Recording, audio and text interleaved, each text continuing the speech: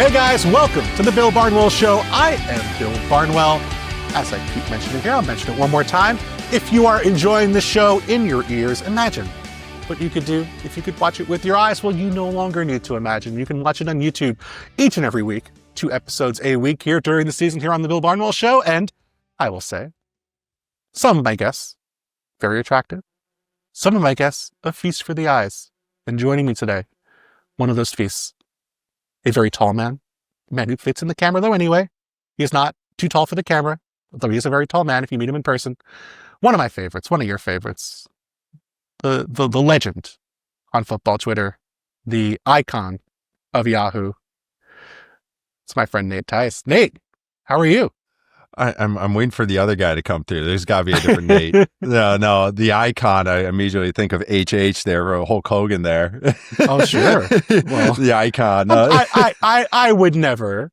I would never draw such a unfortunate comparison. You are. I know. Much. I know. Undertaker's not the icon. He's the phenom. The phenom. Although that lasted a while. You know, there's sort of like at some point you have to outgrow the nickname you get when you're starting. Like the Young Bucks, for example. At some point, they just have to become the Bucks. They have to. Or they can't, or can they be Generation B again? Oh, I don't know if they want that, unfortunately. You want to go back to Generation B? I remember there was a wrestler, when I used to read on PWI back in the day, and this is going to be a show you could tell for Nate and I. There was a wrestler, I think in Memphis, called Man of the 90s.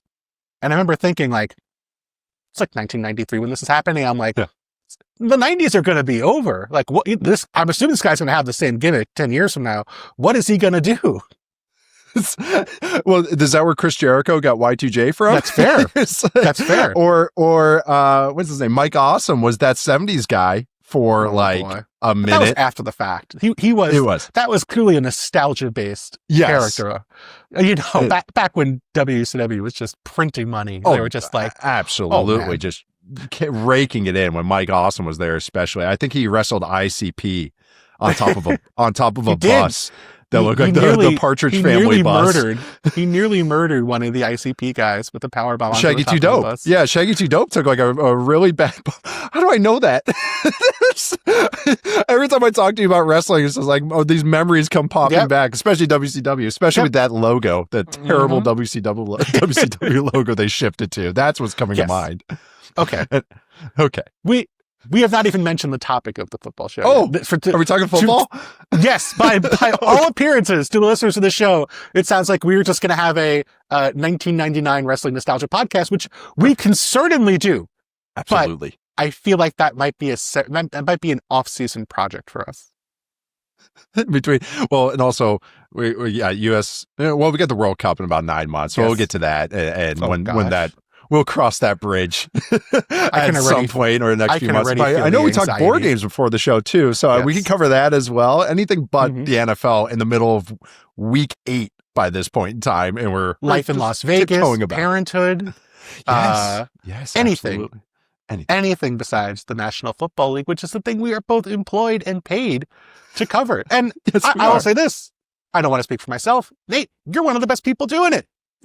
It's not like you are bad at your job in terms of covering the NFL. In fact, today we are going to lean into the fact that there might not be anybody out there grinding the tape, paying close attention, unlocking what he sees more than our friend Nate.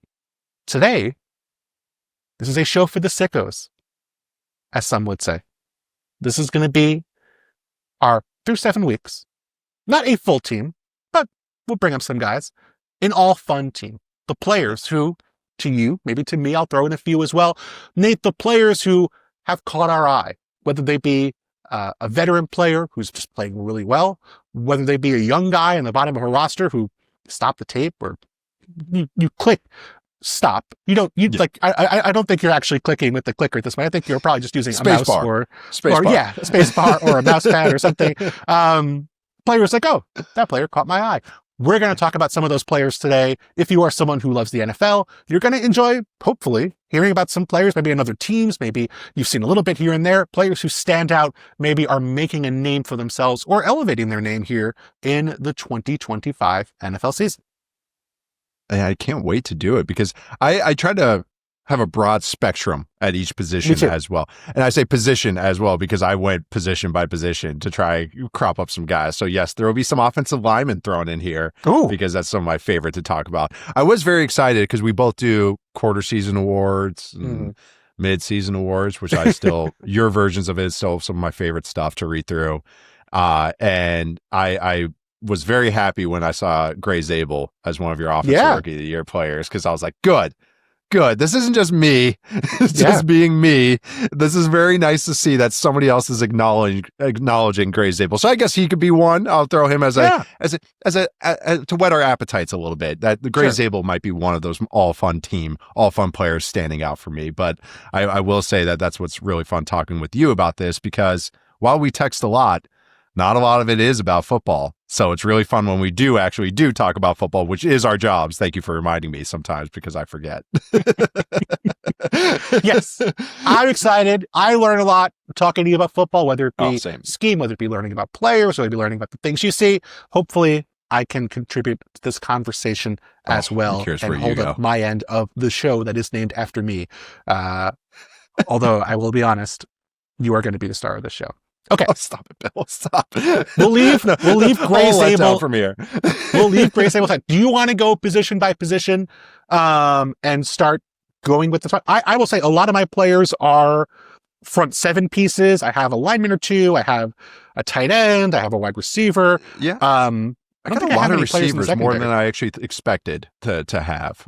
Maybe that's a position. I have a lot of defensive linemen. I think that's actually just been one of the most fun positions to watch overall. I think we can go position by position, or maybe just offense to start and then defense from there, and we just go for it.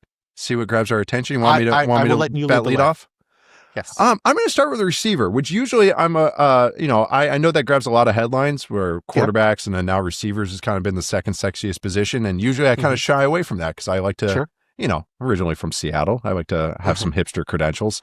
But no, wide receiver, Kayshon Boutte, New England Patriots. I have to start with him. Whether this is most fun team, breakout player, most improved, any of those apply to Kayshon Boutte, who has become a legit X-receiver for the New England Patriots. And I would even say Drake May's favorite target. Hunter Henry might have that, and Stephon Diggs has some moments with that as well. But that's actually...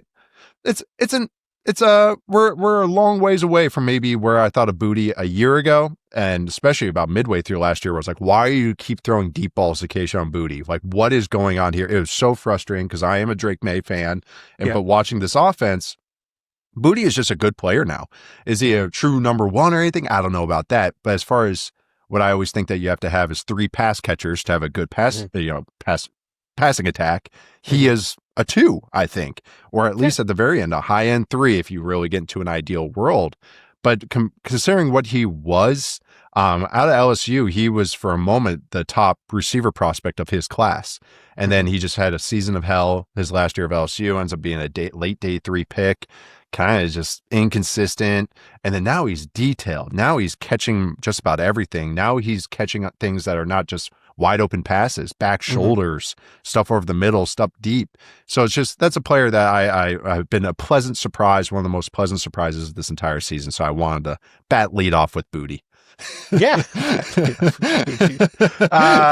Not Josh Boutte, who once yelled at me at Twitter for not being a football guy when I appeared on SportsCenter. But Kayshon Boutte. Boutte. Boutte everywhere. Catching nearly 77% of his passes so far this season as the X receiver. Kind of like, he did have that long touchdown. It was against the Saints, right? Where they ran like, it was him where he caught where they were going to run sail and then he ran back to the opposite corner. He caught 2. So he was, one was the backside of like a pump and go concept, which was really cool from May actually. But then he dunks on the guy. Kool-Aid, I think it was on Kool-Aid McKinstry, who gets dunked on every single week. Yeah, that's happening a lot this year. He's not, I will say, Kool-Aid McKinstry, not on the list. Not on the all-fun team list. He's not on the list. He's on a lot of highlights, but he is not, not on the list. And then he had a sail route where it was almost like a back shoulder sail, another good throw from May, but, catches it and then, gets upfield. But then he catches the deep ball against the Titans last week, which is the ones where I was most frustrated by him last year because I was like, I didn't consider him a deep threat. But hey, when you're catching everything and you have enough speed, DBs can only run as fast as you do if you're a wide receiver. So, but no, yeah, catching touchdowns, catching big plays. He had a back shoulder against the Saints on a huge third down. Just really stepping up in a lot of moments. So I'm glad you brought up the catch rate stat, because that's how it feels, even eye test, that he's coming down with everything, even more difficult passes. Yeah, there's like and this is sort of an unfair comparison because I think it's not the same exact kind of player, but in terms of like, he's not doing anything after the catch, he is, but catching a lot of stuff. There's like this is going to go back way back in the Josh McDaniels history, like Brandon Lloyd vibe, maybe, where you're big like, time. Okay, like, I don't know if this guy should be your number one receiver, but he can catch a lot of stuff. He's going to fall down probably after the catch, but he has a legitimacy. Like, I think you have to respect, and you can't just be like, okay, like, we're not worried about this guy. And that I think is valuable in a receiving core, even if you're not going to be the number one guy. Yeah, I kind of, maybe I got to update the take, but the guy that I've always kind of considered that mid-tier X, or kind of like you're a starting X, but you're not like a Pro Bowler, which is kind of a weird thing to say, because usually an X receiver, if you could be a legit X, that means you're really good, is Michael Gallup. Like, that's the tier of this player. And I think Booty can be that, where Gallup was healthy for the Cowboys. You know, that 800 to 900 yard receiver in a good year, handful of touchdowns, but also just some key first downs. So I think, we're kind of on the same page of what he can be. But again, I just have to emphasize what I thought of him last year was like, man, they got to throw a bunch of receivers at this room. You can't have Booty being one of your guys. And then now it's actually like, no, he deserves to be out there and deserves to be getting these targets and touches. Yeah, I mean, Kyle Williams has barely played this year. They've been totally fine at receiver, which I think has been obviously major boon. And of course, Drake May is kind of elevating these guys a bit too. He's pretty good as it turns out. Pretty good. We talked about him on Football 3 on my show, and I was like, he has faced the easiest schedule going, according to DVOA, FTN.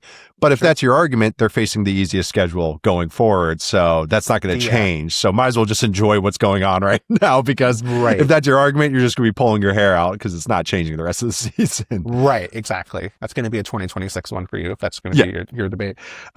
The guy I have at receiver has played 41 snaps. So he is not exactly, he isn't exactly making high profile. Do you want to try to guess who he is? If I give you a hint? Give me a hint. He has played 41 snaps. He has more rush attempts than receptions. And he had maybe the single most joyous snap I have seen from a receiver this year as a blocker. Oh, who is it? You're going to say it, I'm going to scream. Savion Williams. Oh, yeah. Yes. Oh, my God. LaFleur loves him. Yes. LaFleur loves him, but yes, continue from TCU. Yes, he's barely playing.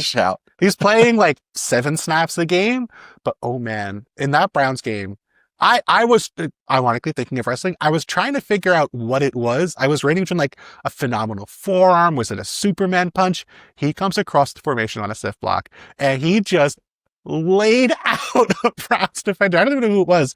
I screamed when I saw it. I was like, oh my God.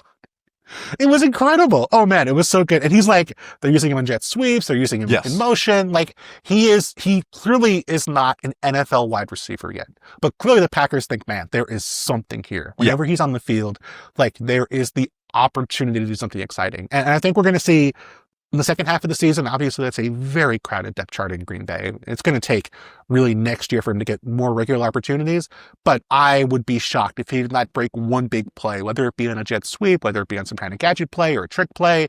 Like there's something there, and it is really fun to watch him when he has opportunities.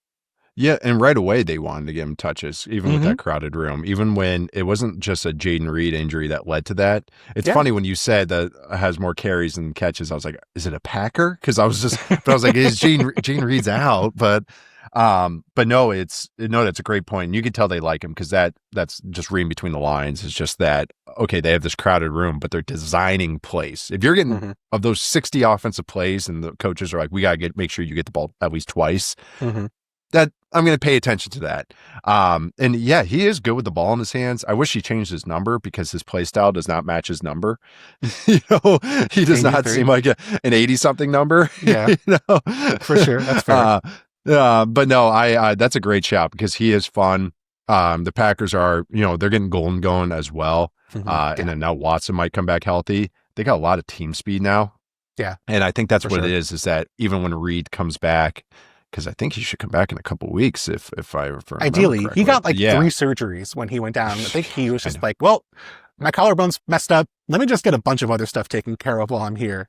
He got his foot, and also let me get 7 doctors' opinions to make sure I'm okay on this one. It seems to be the same that everyone's moved now to just make sure 5 different doctors clear it. Yes. For sure. That's a good shout. Do you have any other receivers? I do. Fond of? Okay. I have a couple. Rashid Shaheed from the Saints is one because I think he is a speed guy, returner guy that has added a lot of layers to his game. Yep. And has become one of my more favorite watches because of what he's not the greatest route runner in the world, but he's become a solid, a good one. He doesn't need to be. When he's so fast. When you are that fast, you don't need to have. No. If you do, it's great, but you can just threaten a lot of people. And so even if your cuts are not necessarily that smooth, just the sheer fear of getting burned by gives you a lot more margin for error. The threat of it. No, it's a great point. So, but he's just become more of a layered receiver, more of more to him, and it's just been more of a favorite watch. Free agent after this year too. I think a lot of teams could use a guy like Rashid Shaheed. And speaking of the same ilk, free agent to come, a speed guy that's added layers to his game, Alec Pierce for the Colts. Yeah. A guy I've always liked, but has become just a better player than just what his role has been, which is a deep threat guy, which he's still truly one of the best at. Of course. I think he is 6th right now, or 6th or 8th in explosive receptions per route run. His success rate on targets or success rate per route and first downs per route are solid numbers. It's not just total boomer bust. His yards per route run, I believe he's top 20 among qualifying receivers. So there's more to him now. And I even just eye test, he's added, he's not going to be the greatest route runner because he turns I almost said a tugboat, but it turns like a battleship.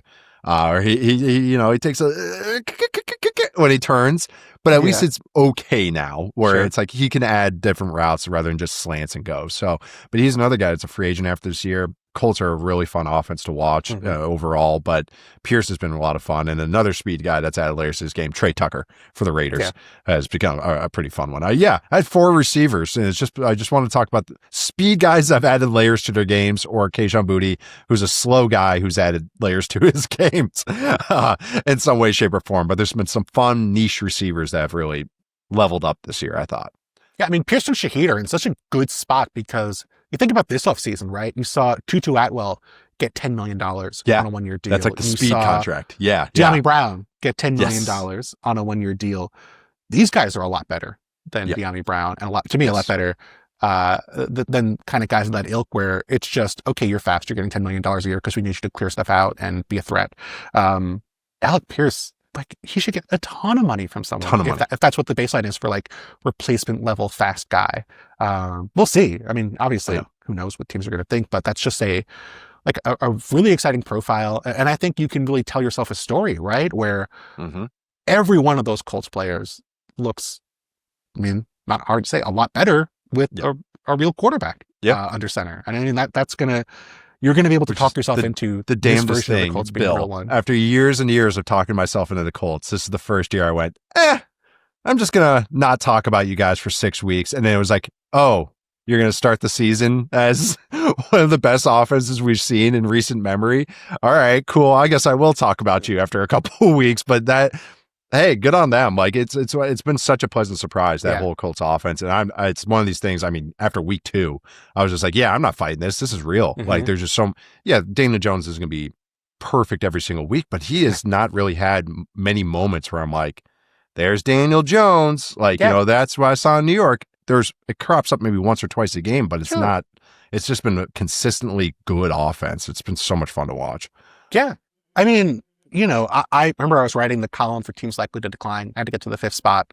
And I was well, you could pick the Ravens, who were the healthiest team in football last year, but that's kind of boring. I'd had a bunch of other teams with a lot of wins. I'll pick the Colts instead because their defense was kind of a mess and they won a bunch of games against backup teams. I should have picked the Ravens. Nate, is what I look back and say. It would have been the smarter move for me as someone who wants to look good. It's just been such a fun team to watch. And I think it's, I was talking about Tyler Warren, he's already, like everyone knows he's fun. It's not fair to put him on this list, but just like the sheer number of ways Shane Steichen unlocks Tyler Warren, where like they're running counter and he's running it from the wing, like he's a wildcat quarterback. He is playing as the fullback. Like it's just so much fun to watch that offense unlock stuff. And you saw, watching that Chargers game last week, like it was such a weird thing to me to think about, okay, here's Justin Herbert, here's what we think should be a really explosive offense, obviously compromised by the offensive line play. But like they're struggling to get the ball down the field. And then the Colts come on the field and they're like, nope, we are good. 25-yard throw to Jonathan Taylor in the flat. Like Alec Pearson across over 15 and it's easy. Yes. And it's just like, man, they're really good. Yeah, I know. Every week it's like they played the Broncos and who have a great defense, and they was just like they were doing whatever they wanted. The run game does whatever they want. Like I know. They had a play where Amir Abdullah was in there, and he's looking great, like hitting the hole, and I'm on like a second down against the Chargers, might have been third down, but they just ran all over them, and I'm like, this is just perfect football, like, because it's very sound, it's not gimmicky, it's just well-designed, good football, and it's cool to see just when you have a lot of good on your team, like they don't have if I look at their offense, like Josh Downs was out last week. Downs is a great player. Didn't even feel it. Like, didn't even feel it because they just have so many outside options. They have Warren that can attack the inside. All of their outside receivers can play the slot. Pittman, Pierce, and A.D. Mitchell, who's the project guy. It's just, it's just when you have that type of stuff and you have Steichen, who's just on a heater right now, this is what it looks like, where they're scoring 60% of their drives. I think they're scoring right now. It's pretty insane. I have a Colts offensive lineman. I do too, so I'm curious which one do you have? I suspect there may be some local bias going into the pick here for this Colts selection, if I'm not mistaken. No, it's not. It's not Bortolini. No. Is that who you're going to think? I have Tanner Bortolini on my list. It feels like you are. I said the left side of the line. I cheated. Okay. Yeah, which is I'll let you go with Bortolini though, because he's been so improved. He's been really fun, and it's unfair because like his most notable snap of the year was Jared Verse burying him into the turf, which is like so bad. That's not fair. It's not. That whole sequence is hilarious too, by the way, because Bortolini's eyes never come off Verse. Like there's no him center scanning and pointing. He's just the entire time the helmet stripe is just staring at Verse like, this is gonna suck. I talked to Jeff Schwartz after it. He said, he goes, it's about to come, and it's just like all you have to do is just brace yourself. It's like what I know when I was like in elementary school, like you get into a fight with someone and you're like, oh no, this is actually going to happen, and I didn't want this to happen, and it's going to happen, and just thinking I'm just going to have to survive this somehow. Oh man, just bob and weave. yes, but there was no bobbing and weaving with Jared Verse, as it turns out. No, there wasn't. Not ideal. Duck and cover. But I think overall, just a really fun player, a really good zone blocker.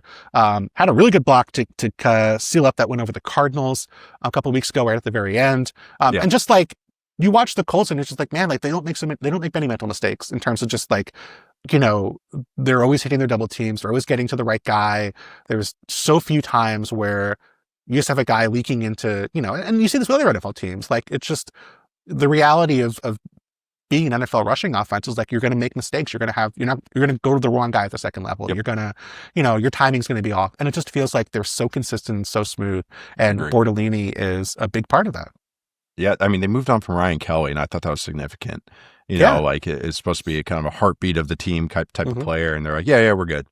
And Bortolini, like I thought he was pretty rough last year, but it was like he was supposed to be a project center from Wisconsin. He was such a good athlete and everything. And even going into this year, the first couple of weeks, I was like, man, he's kind of the 1 weak spot. But I agree, the last 3 weeks or so, like, don't even notice something. I mean that as a positive. Right, exactly. And I said the left side of the Colts line because I just think they've been truly dominant. Oh, yeah. Bernard Raymond and Quentin Nelson, whoever, everyone knows Quentin Nelson. But but I do think that, that's a great shot with Bortolini because I just think, just continuing our Colts conversation, they have no weak point. There's no guy that an opposing defense can go like, all right, we just attack this guy over and over. Unless we're going to have Jared Verse be a catapult, just spearing right through or going right through him, But other than that, I totally agree with you that like he has really shored up a lot, and you can tell it's kind of slowing down for him. Do you have any other offensive players you want to mention? Zach Frazier, the center for the Steelers. Yeah, he was really he's good. a baby of mine. He's a guy that I just always want to like kind of beat the drum about because I just think he's so good. Like I think he's an all pro quality center. Yeah. Already. Just to kind of encapsulates everything you want from a center. Smarts. I think he's really helped out Aaron Rodgers. You and I have talked about this even last year with the Jets. It was kind of surprising how bad Rodgers was against the blitz. I remember you wrote an article about it, and I thought that was always surprising because Rodgers has started so many games that he was like, no, I'm going to let the offensive lineman figure it out. I'm like, why do we pay you then? Yes. What's the point? But then Zach Frazier, I think, has really had a great connection, a battery. He's great in the run game. He can get to the second level, great pass pro. So, and then kind of my like, Andrew Thomas was another guy I wanted to give a shout out to because I think he's been the best offensive lineman in football since he's come back from injury. I know. I surprised me too. He had a great game against Benito last week as well. But at the very least on the podium for best lineman in football since he's returned from his injury. I just think it's just been really good. Like really the story to me for the Giants has been how well the offensive line's been playing more than anything. I know what's going to grab the headline, the rookie quarterback and the rookie running back, because they're epic and broy and, everyone wants to live through them. But I do think the offensive line of the Giants has been, and the defensive line have been the real kind of stories to me when I watch that team. Yeah. I mean, with Andrew Thomas, I think earlier in his career, he was almost like a little unduly hyped just because he was getting a lot of help. But now he's not. Like now he's way more commonly, he's blocking one-on-one on an island. And that's, such a difference. When you have a guy you really trust to block one-on-one, it just makes your life so much easier everywhere else. And if you don't, it's just so much more difficult because there's nothing you can kind of fall back on and be like, okay, if we're going to slide away from this, we have one guy we trust on the backside one-on-one who's going to block the right guy and block him well. And it just goes. We have to give up a guy to chip help, and now he can't get on a route. You could feel that in the Bucs Lions game. The Bucs had a good protection plan against Aiden Hutchinson because what Hutchinson did the year before to Justin School, where he like, oh my God. And so they're like, all right, we're not going to let that happen again. We're going to chip help. But then when your receivers start going down or are down, then those guys aren't getting, Tez Johnson's not getting open consistently. Sterling Shepard's not getting open consistently. Now the running backs or the tight ends not getting out onto the route, and they have to help with chip. And you could feel that trickle down effect but if you guys could just, watch the Eagles. When those tackles never, ever need help and they're isolated, you never have to chip help. Then you get everybody out on a route. It just helps kind of create so much spacing. I know the Eagles offense isn't maybe the one to pull from, but if you just watch them, they never have to give chip help to their tackles because they're just so good.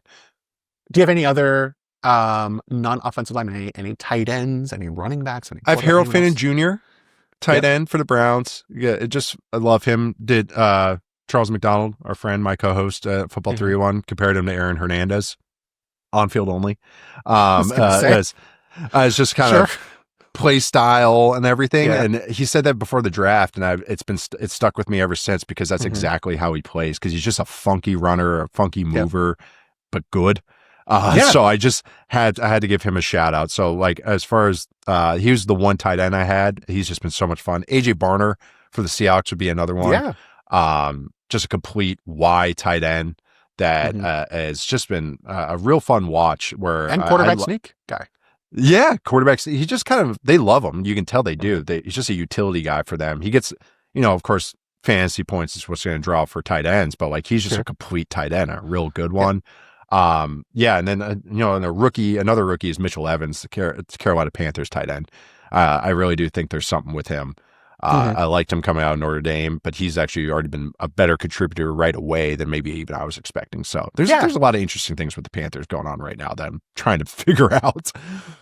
Yeah, Jadavian Sanders getting hurt kind of opened up an opportunity for him to play more, and you can see the athleticism. And with Fannin too, like the athleticism translated immediately, which I think was maybe the concern on him coming from a small school. It's just like, can you hold up against, NFL athletes? And he totally can.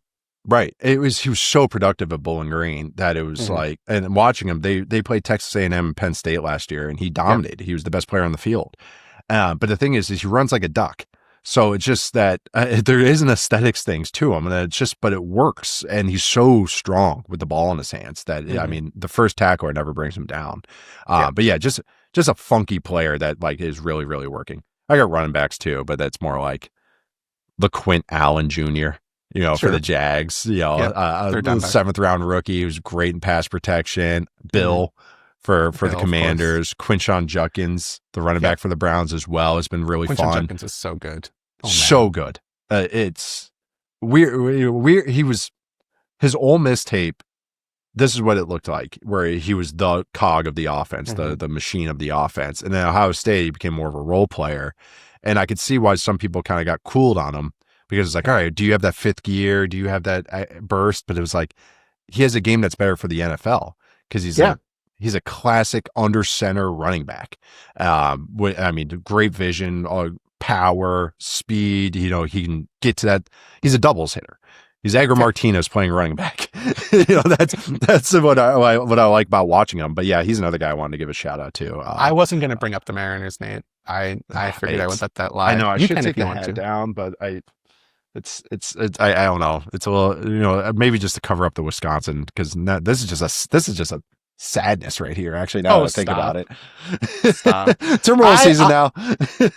I had one tight end on my list. I had Jackson Hollis of the Buffalo Bills, where even week one, he has a big catch downfield during the comeback, and as a blocker, like, they clearly are very excited. Like, they've been able to move away from some of their 6 offensive lineman sets because they can use Hollis as a blocker. And just like, if he's healthy, he's going to be in the league for a decade. Like, that is such a, teams are willing to pay for that role if they see it in the league and trust it. But they're a little more hesitant to get that guy in the draft, it feels like. Teams do here and there, but it feels like maybe, like, you want to be able to set it and forget it and feel like, okay, we have that blocking tight end we trust. And the Bills drafting the guy, and he's like, he can do that role immediately at the NFL level. No, those guys have been, it's like you need one on your team. It's been a truth, really. But I think teams have realized, okay, we can get away with more with this, maybe a guy that's a limited receiver and a better blocker, than the other way around, where it's like, now we don't have that weakness, that tendency when this guy is on the field. All right, we know we're not running at that player. And that was the thing. They had Quentin Morris in that role for a while, and then the 6th offensive lineman. They had Lee Smith back in the day in that role. Yes. And I think that was the thing, was they're going like, hey, this is something we're using, so might as well get a guy that can be on the field, because Dawson Knox and Dalton Kincaid are so samey that like, we need that true Y. And you're seeing that throughout the league. There's a lot of Y tight ends coming back. Y tight ends got paid this offseason. John Bates, Josh Oliver, like those. I mean, I'm partial to them because that's the only reason I'm here, is because my dad played Y tight end for 14 years, as well. But I do think it's pretty cool that, where we got so receiving heavy at the position, that now teams are like, well, it's still fine to just have a true Y that might be an okay receiver or a below average receiver, because they're going to get those 8, 12, 14 snaps that are very, very, very valuable. Right. And you just have to have the threat of bringing the ball in. That's it. You don't have to be, running a full route tree. You don't have to be threatening people. If you can run leak, you'll be fine. Run leak and catch like a bootleg, like where you slam and just you do the little waddle catch where they stand there for 2 yards and just wait for the ball to rocket at them late. Yes, for sure. Okay. Defensive side of the football. Most of my picks on the defensive side of the ball. I know you have a lot of names here as well. Do you want to start on the edge? Yeah, I just categorize them as D-line. So it's kind of, we can start, we can start edge. Al-Qaeda Muhammad, for the Lions. Who has had good underlying numbers since he's been in Detroit. And it was one of those, I almost gave him a shout out at the beginning of the year as one of my breakout players, but then I was like, he's like 28, 29. Like, what am I doing here? But no, you can see it. I mentioned the Aiden Hutchinson chipping, and mentioned that where the team's focusing on Aiden Hutchinson, and Muhammad's been a beneficiary of that. And just a kind of perfect complement to Hutchinson's style, more power. He's got some freakiness to him. But has just been so productive. And it's not just underlying numbers, it's actual production, as far as like sacks and hits. And, the whole Lions defensive line I could shout out. Now we got William McNeil coming back, but Roy Lopez has always been a favorite of mine. And he's back to the Texans. Had some really nice moments recently. Yeah. I mean, and that's like, good organizations find those guys. Like, if you played well in a small sample here or there, and, you have a coach who thinks you can play in a larger role, that's a good sign. With Al-Qaeda Muhammad, I'm almost like, I don't want him to be as good as he's been, because I want the Lions to go out and get somebody else. So I'm like, I don't want him to get hurt, but I'm like, maybe you could miss a game, and maybe the Lions would be like, oh no, we have to get somebody. But he's been really good. Just come on, but juice it up just a little bit. Yeah, yes. no, but he's just been it's one of those where it was like, yeah, are you something? Yeah. Like, are you something? And then this year it's been like, oh, okay, you are. Those numbers were real, and the little flashes were real with him. So that, like, yeah, he's just been, I don't know. The Lions are kind of difficult for me to pin down because I know they're good, but then there's also some aspects with them that I'm just like, all right, how is that going to hold up? The interior offensive line, like, I mean, against the Bucs, they had their second lowest success rate in the game since Dan Campbell's been there. Yeah. And then they've also had this year their lowest explosive play rate in the game against the Packers. So it's like, which is the truth of this team? Is it but like, then, even in that Bucs game, they get a 78-yard touchdown on a perfectly blocked run. So it's like perfect. When Vita Vea was on the field, like they timed up perfect. Yeah. So I know. And that's why I know they're good. It's just like, am I viewing them as a contender, or do I view them as maybe how I thought going into the season, which is where they're good, but I think they maybe take that half step back. But then look at moments like this where Muhammad, Roy Lopez is playing well. Lee McNeil's coming back. Like Jack Campbell's playing well. If I had to I'll just throw him in because I have him as a player that I'm really enjoying this season too. Yep. But then you look at their DBs. And I saw Colton Pouncey from The Athletic share this, and I love the nickname. They're calling them the Legion of Whom for the D, which I think is good. Magic. I think that's incredible. That's great incredible. One. Yes, incredible. Yes, the Legion of Whom. But that's the thing is, over time, does that come back to bite them, or is this they can shore it up and they can do this? So that's again, I'm fairly high in the Lions. It's just like, how high can I get? But they have so many cool players. That's so much fun to watch. The draws of the secondary, some would say. A guy I chose who it's not exactly. He's gotta puke. He's gotta puke. How many of your listeners get these wrestling references? How many nods do you get after I come on and we talk wrestling for half the show? We will find out on social media after this episode. We will. A guy who's not exactly flying underneath the radar, but I think has just leveled up from being kind of a fun player to being, oh my God, this guy is terrifying. It's Byron Young. Yeah. Where there have honestly been moments this year where I've been watching and I've written down like, oh my God, Jared Verse is terrifying. And then I look again and it's not him, it's Byron Young. Because it's 0 and 8. Yes. Yes. And just like the physicality, just like the like with Jared Verse, I think the thing that really stood out as a rookie was like his ability to just win with the bull rush, win with power, how heavy his hands were. And like, obviously he can win around the edge. He's fast, he's athletic, but it was just like, oh my God. And even, who was it? Tron Armstead, during the offseason, even had that quote where he was just like, no, I do not need this in my life.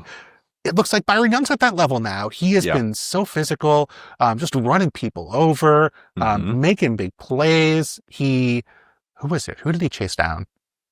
I have two guys who chased down quarterbacks. Jones. It was Daniel Jones. I was not expecting. Yes. I also have Harold Landry on my list, where the Bills were reading Harold Landry on, I think, like a dart read play, and he chased down Josh Allen on a naked or on a keeper. And I was like, man, like, I don't know, Harold Landry could do that.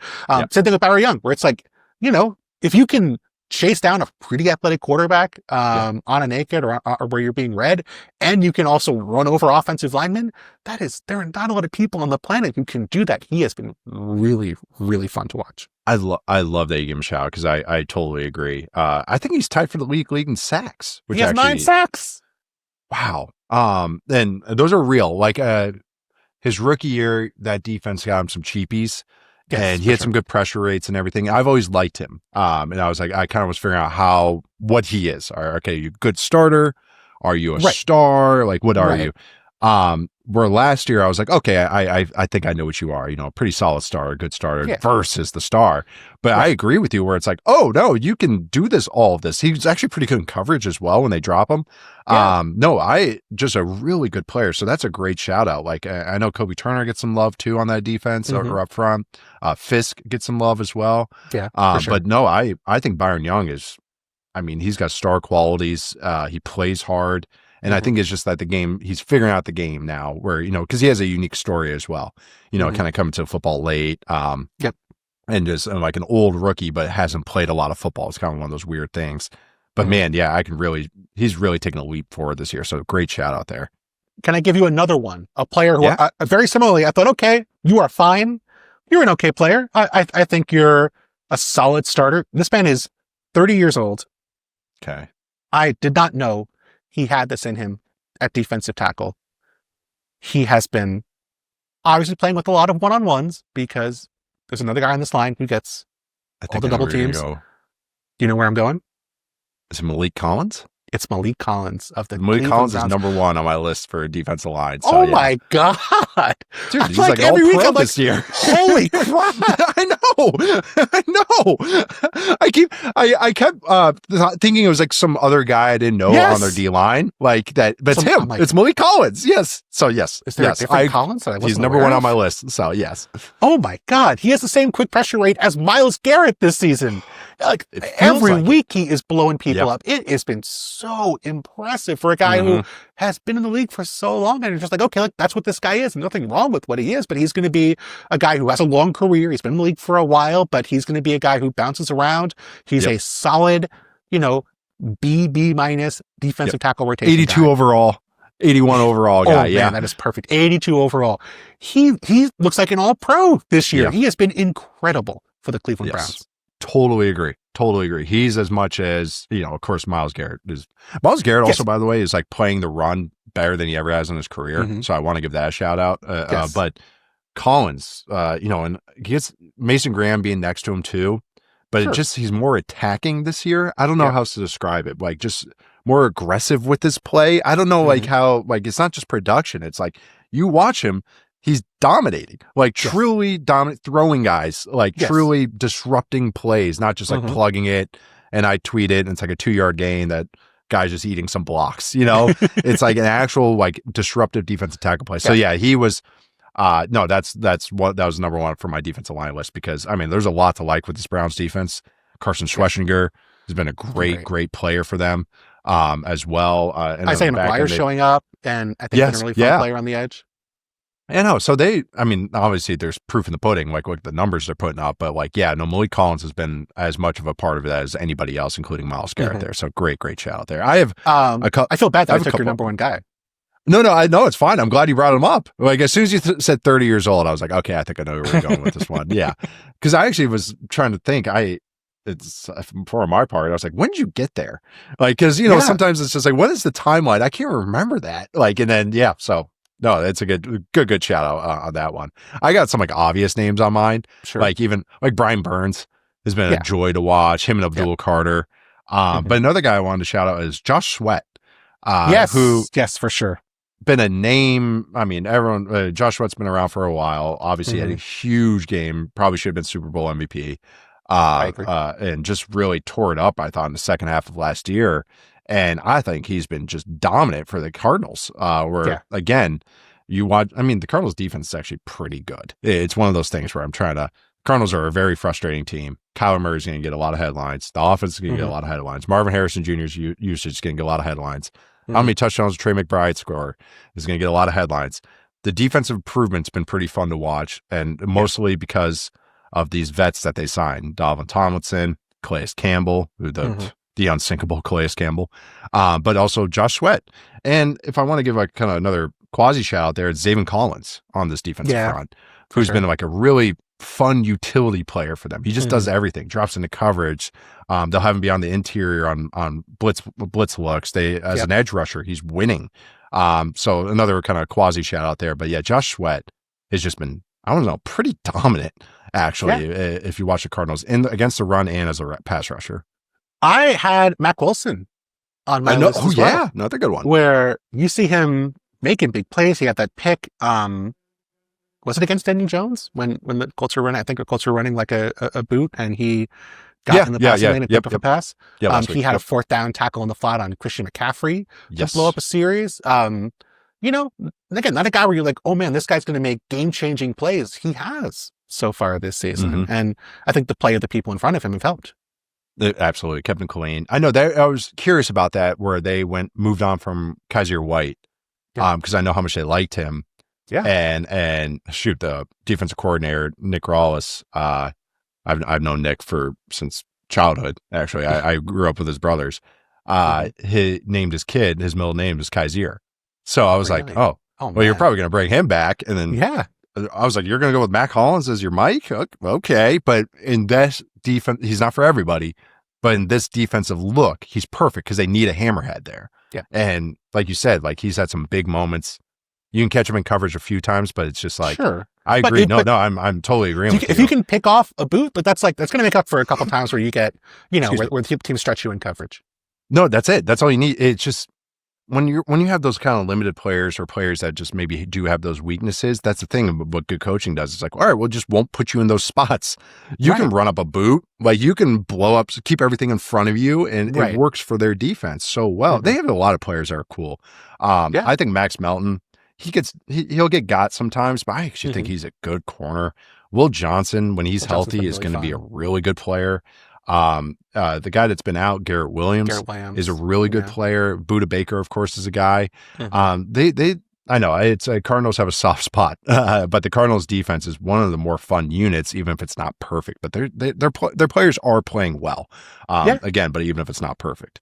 Yeah, and they haven't had Walter Nolan this year, their first-round pick. They haven't had DJ Ojulari back yet. I mean, it's going to get ideally even deeper here in the weeks to come.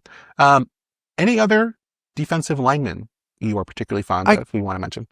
I just gotta, it's another obvious candidate, but I just gotta kind of emphasize how amazing this guy has been this year. It's Jeffrey Simmons for the Titans. Oh my gosh. Just all pro player, Pro Bowl player, incredible player. Don't get me wrong, but like this guy should be talked about as a defensive player of the year candidate. No, but it's just, I would have zero qualms if you picked him as defensive player of the year.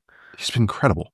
He's been absolutely incredible. Like he's always been dominant. But this is just a new level. And maybe it's just frustrations. Maybe I don't know what it is, but he is. I mean, he got hurt last week against the Patriots. I mean, you felt it. They could just run on them. Devontae Sweat's a pretty good player. But man, he is just against the run, against the pass. The Colts game was hilarious because he absolutely would destroy the Colts offensive line, and then didn't matter because the Colts are rolling. Daniel Jones is doing what he's doing, and making a miss. But man, you watch him against the Cardinals. You watch him. The Broncos. The Broncos. The Raiders. Unblockable against the Raiders. It's just blowing up the run, creating pressures. It's like I think he only has a handful of sacks, but it's just. If you just watch the Titans, I know not a lot of people do. I don't think they even have a night game this year. But if you just watch them and you see those red sleeves, because he generally wears that, it's just, man, he has been one of the most dominant forces in the sport, I think, this year. So it's kind of cool to see him take that next level. Yeah, I mentioned with the Rams, like I had those moments where I'm like, oh, is that Byron Young or is it Jared Verse? There was no confusion. Like every time there's someone in the backfield of Tennessee, I'm like, it is Jeffrey Simmons until proven otherwise. And 29 times out of 30, it is Jeffrey Simmons. It absolutely is. And like one like Cedric Gray tackle. Yeah. And it's like, okay, that's fine. Like I understand, they're not a good team, but Jeffrey Simmons is. Absolutely. I know. So that's kind of an obvious candidate, but it's like, man, it just has to be emphasized how good he is playing. Oh, Baron Browning's another Cardinal we got to talk about too. He's a good player too. That's fitting in what they're doing. The only other defensive lineman I had was Tier Tart for the Chargers. Oh yeah. Where former Titan, former Bash brother with Jeffrey Simmons. Yes. Like always been regarded as kind of like a solid run stuffing defensive tackle. He's been in the backfield more this year. He's been more impactful, winning one-on-one more often. Yes. And he's going to be a guy where, again, like if he's playing as a one technique and like he can absorb blockers, he's going to be fine. But like just seeing him dominate a little more this year, which I think is fun. And I think like the Chargers and Jesse Minter are really good at getting more out of guys than the previous places they were. And it feels like Tart is, he was there last year as well, but kind of one of the best examples of that. He's been one of my favorites for a while. But he just keeps getting these 1-year deals where I'm just like, okay, what are you? And obviously he has a lot of enforcer to him, like to use a hockey term. That's not a bad thing though. Maybe a pest. It might be another one that you could use, a hockey term. Sure. But no, I think he's been incredible this year. the Colts were hilarious against him. They kept trying to trap him, and he blew it up, and then they just waited until he was off the field to run trap again and went for a touchdown, which I thought was so funny. It was such a funny sequence. No, he's such a good player, a mauler. I feel like the Cowboys should have been paying him 3 years ago. Where it's like he could help out so many teams, but that's what a great shout with what Mentor and the Chargers do. They get the most out of a lot of their guys, which kind of hard to rate sometimes because it's as Charles McDonald would put it, blue chip battle sometimes with them, where it's like, it's fair. Do they have more blue chips than the other team? No, they'll probably lose. Do they have do they have equal amount of blue chips? Well, Jesse Mentor will snuff the other team out. Like it's just kind of like they're in a continental champion maybe. Like they're just below, main eventing and doing that, but like, pretty good about that second tier, of the mid card. That's kind of how they feel as a defense. What about linebacker? Any linebackers you're particularly fond of? I just had Jack Campbell. That's the one. A guy that I think has just really added layers to his game. Off-ball linebacker has been kind of a weird position because even guys that maybe got a little high on, like, actually speaking with the Chargers, but you got guys like dropping off a little bit as kind of the season has gone along. So he's just the one that maybe stands in mind. I'm actually curious if you have any other names, because that was the one position I thought I would have more, because I feel like some have stood out to me this year, but when I was doing this exercise, none really came to me. There are a few guys I've liked here and there, like Eric Wilson, I think has been kind of a pleasant surprise for the Vikings. I've been impressed with D. Winters, although obviously I'm going to need to see what that's a good shout. Not playing next to Fred Warner.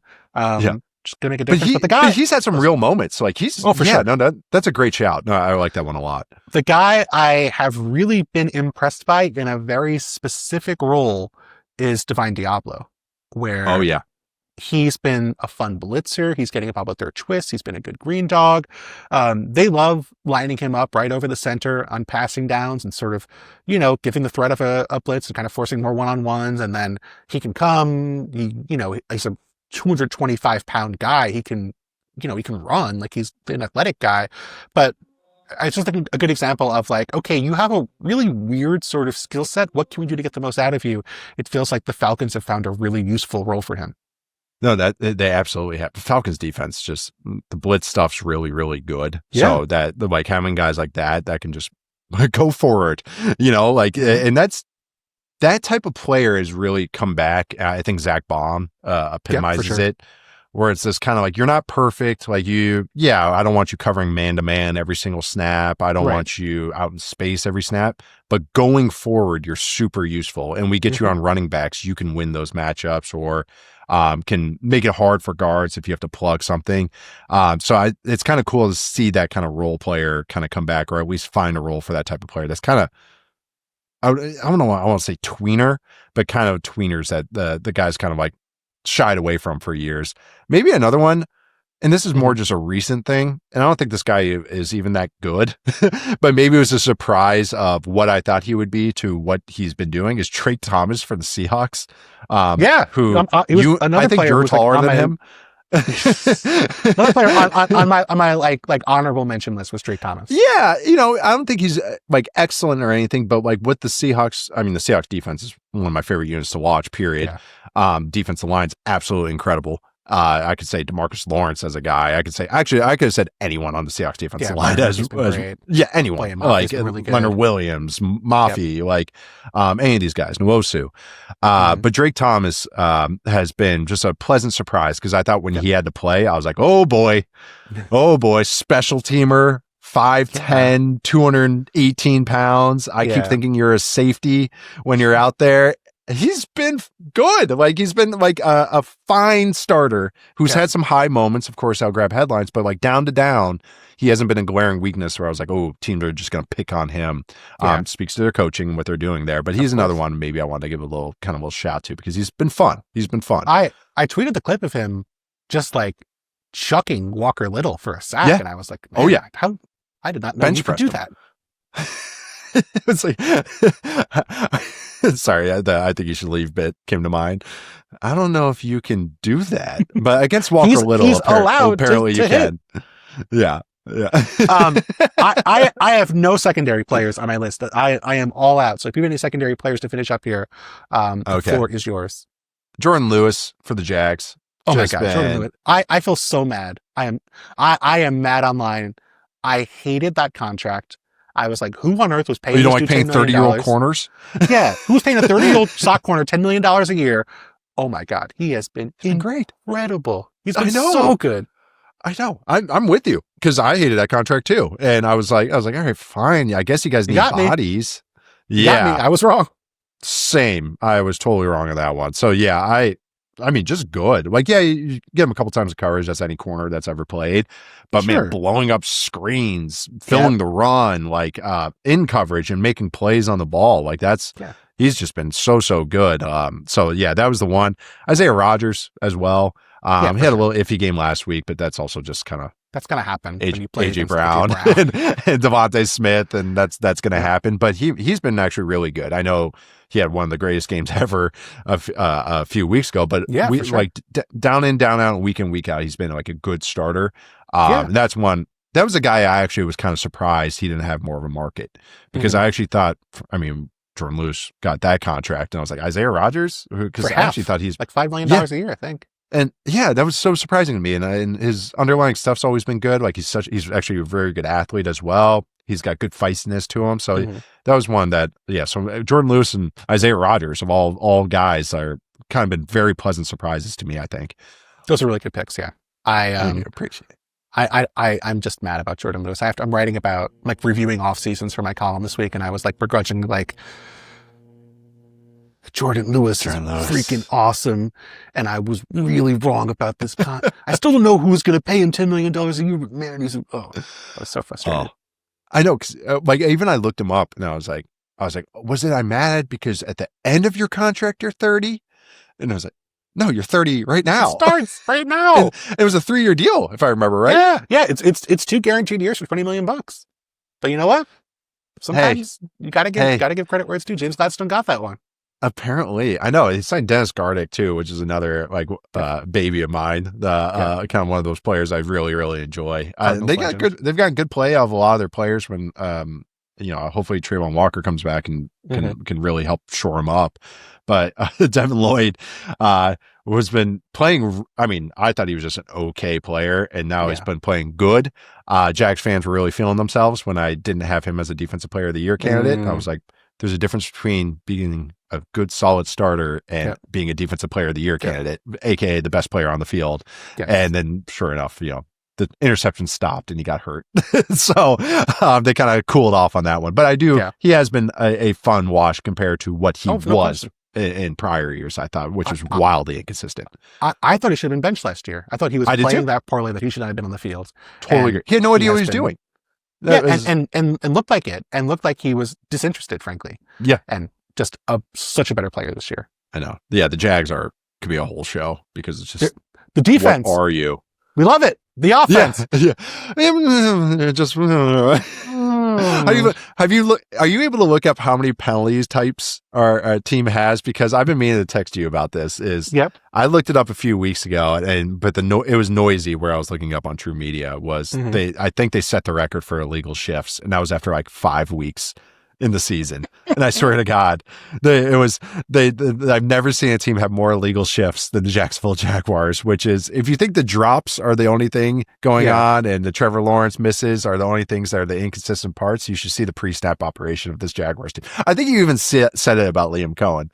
Didn't you? That you're like, hey, let's get the offense lined up and then I'll start getting more praise. Yeah. Yeah, no, like at some point, okay, like if you have one player line up incorrectly, player made a mistake. It happens. If it's every single week and it's different players and you have delay games and false starts and illegal motions and players lining up offside, maybe it's on that coach. And so you're breaking the huddle at 11 seconds and you're... Yes. Yes. Trevor Lawrence is frantically trying to align everybody. So here is, I have some numbers for you. I still can finish up here. Okay. So through 5 games, since 2007, there have only been 2 teams who had more than 4 illegal shift penalties. This year's Jaguars had 7 through 5 games.